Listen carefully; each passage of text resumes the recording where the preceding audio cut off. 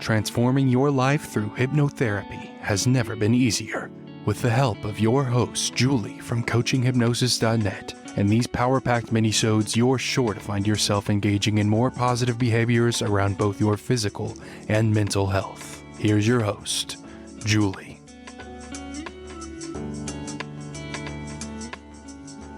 G'day, it's Julie from coachinghypnosis.net, and you deserve to know how hypnotherapy can help with chronic pain management because people have had enough of being fabulous and in so much pain. And I'm not a therapist or psychotherapist, but this is my 10th year as a clinical hypnotherapist in strategic psychotherapy. I currently help my clients online. They change their life without changing out of their pajamas. And I can only imagine someone like you loves a good laugh, knows how to have a great time, and you deserve to live your life to its highest potential. Because let's be real, popping pills like candy for pain management can get old real quick. Hypnotherapy is like a mental massage for your pain receptors. It turns out guided imagery is the fastest way to get a shift in your chronic pain because guided imagery shifts your brain from its dominant hemisphere to its non-dominant hemisphere. But you also need to believe it will work or it won't hit the sweet spot. And the words you use can help you go all in so you can take mental control of your pain. And as you know, hypnosis has had great success with invisible pain like phantom limb pain, dental pain, and tinnitus pain. Your fabulous body has a built-in process called the endorphic reaction. Endorphins are your body's own natural painkiller. They are created in special tissues throughout your body and are 100 times more powerful for controlling pain than morphine. All throughout your body, you have wonderful pain receptors. They are shaped like tiny cups.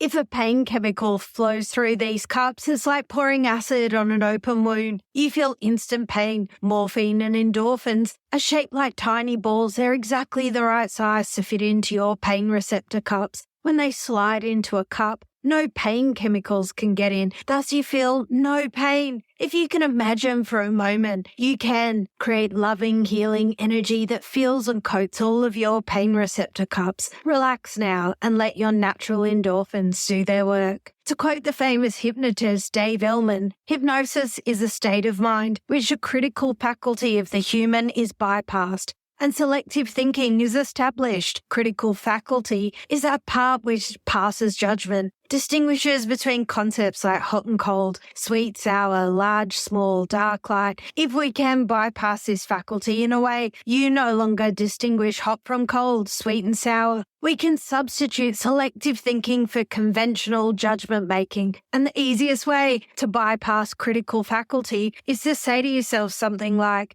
the heavier I feel, the harder it is to stand up. And you know it isn't true. You can stand up, but you can kind of feel heavy. If you were to imagine yourself dancing like John Travolta to the song Staying Alive, and you believe that all your pain will disappear, as you visualize yourself moving and grooving, your pain will not be the same. It will feel like distant clouds floating away. But pain is different, and the techniques you need to use are different for everyone.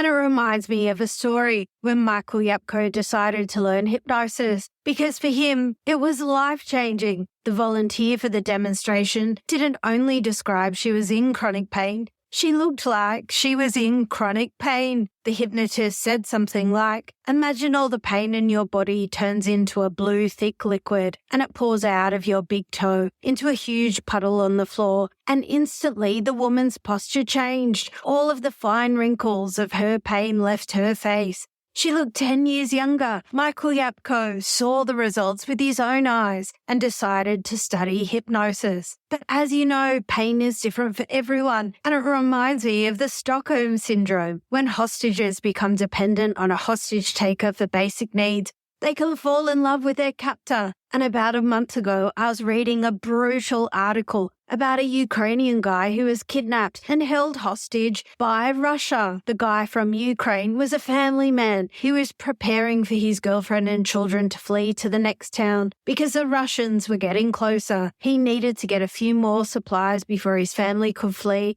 And when he was out trying to buy some extra food and fuel in his car, he was taken hostage because the Russians said he was wearing suspicious slippers. If he was a real man, he wouldn't be wearing slippers. The Ukrainian guy was taken to jail by the Russians and beaten, and then beaten some more, and again. And after a few days, he and everyone else in prison was given a slice of bread. And then the Russians asked all the prisoners for money. They gave the Russians the little money that they had. And the Ukraine guy who had been held hostage and beaten then said something like, and then the Russians fed him like kings, sausages and all. Kings? How is eating sausages in jail being fed like kings? Obviously, he hasn't been to Palu at Freshwater, one of Sydney, Australia's fine dining experiences where you can have an 8-course meal at degustation with or without matching wines while overlooking the shiny blue ocean on a sunny summer's day. And secretly, I think kings are probably allowed to eat even more than that.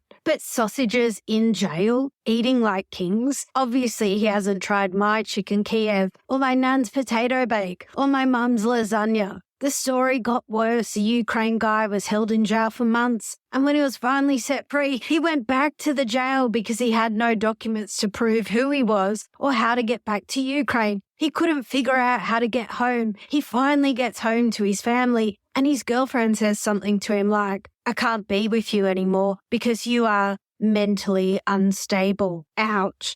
That's so painful. That Ukrainian guy is so resilient. It's just horrific. The mental techniques the Russians have been using, along with inflicting physical pain on innocent civilians. And I could only imagine someone like you is from an advanced society like the Commonwealth or one of our allies, and you know, we don't do those things to innocent civilians ever. But as you know, pain is different for everyone.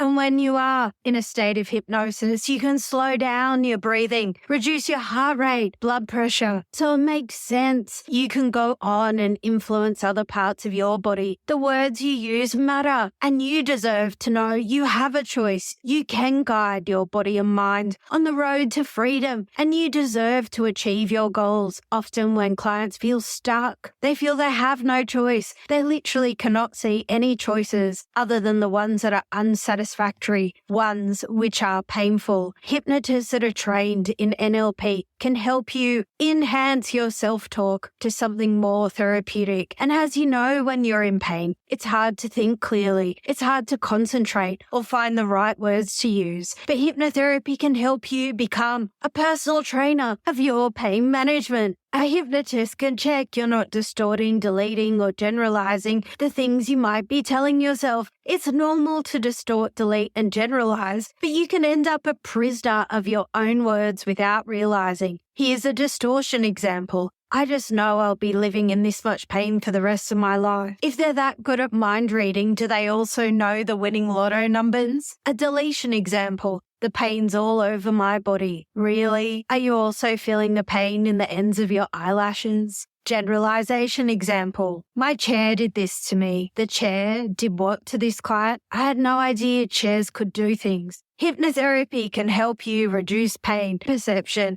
improve stress management, improve your ability to manage chronic pain on your own, improve sleep. It can be used as a complement to your current medical treatment plan. Here is a hypnotherapy technique to help you manage your chronic pain, known as collapsed anchors. Let's do this one with your eyes closed. Good. Now, which is your dominant hand? The right one? Good. Well, let us for a moment focus on the left hand. Hold it out, palm up. Let's pretend that all the pain in your body will be focused in the palm of your left hand. If it were a color, what color would represent that pain? Can you think of a color that would symbolize the pain? And if the pain was all gathered in your left hand?